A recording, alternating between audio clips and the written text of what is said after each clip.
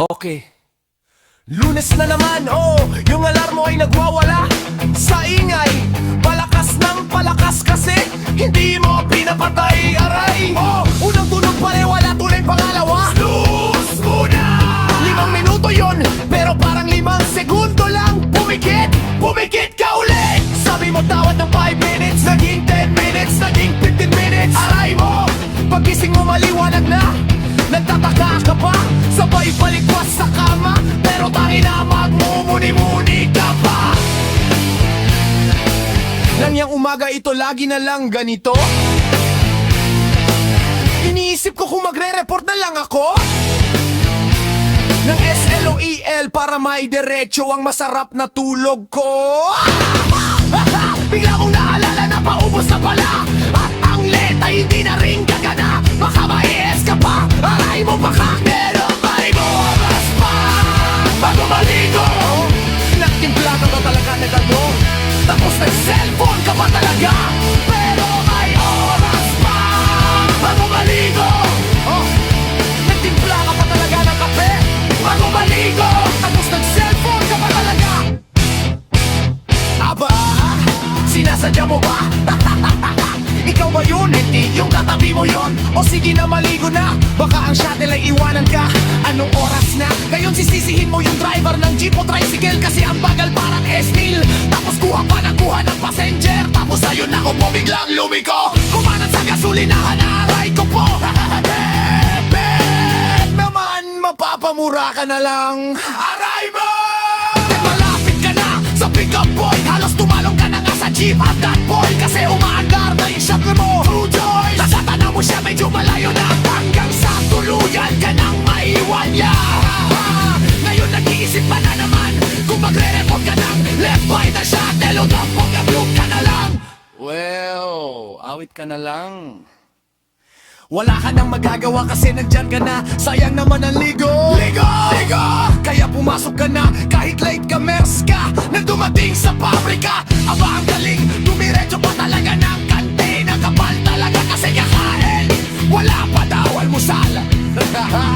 Yung 8 oras na pasok mo, bawas na. Senior move talaga, diba? Pasok ka sa pag-action pero may nakita kang tropa.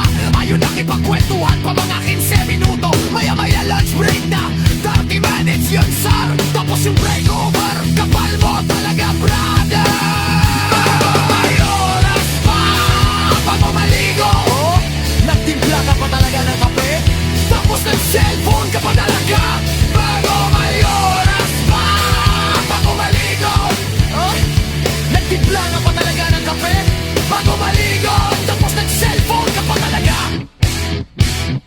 Okay, balik sa production floor, kwento pa more. Pero upo muna sa PC table. Basa-basa ng report sa gunggong.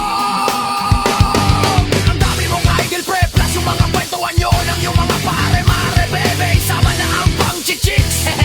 Aray mo, isusumpo kita sa asawa mo. Joke Street.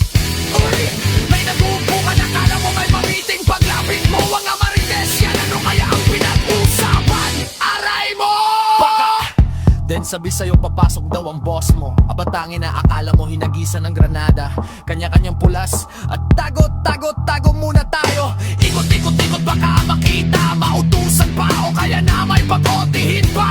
Wag na uy may lakad pa ako. Sabihan mo yung baho. Aray mo. Punta sa linya. May ginagawa kunyari sa makina. Pero naka-green ang tower light. May production yan par. Kunwari nire-repair. Huli pero hindi kulong si brother. Yaw, lugi sa'yo ang kumpanya. Awit sa'yo ang boss mo talaga. Kulang ang trabaho mo pero full bite ka. Panalo. Late production na, early knock-off pa. Nung pumasok ang daming kakilala. Meron labasan, suplado na sino ka ba? Hindi na mapansin, tablado na. Hoy pare, sabay tayo. Bakit ang bilis mo? Kanina pilay ka pa. Ngayon ang bilis maglakad. Ngayon tuwid na. Nakakapagtaka. Aray mo! Yan ang buhay, Silicon.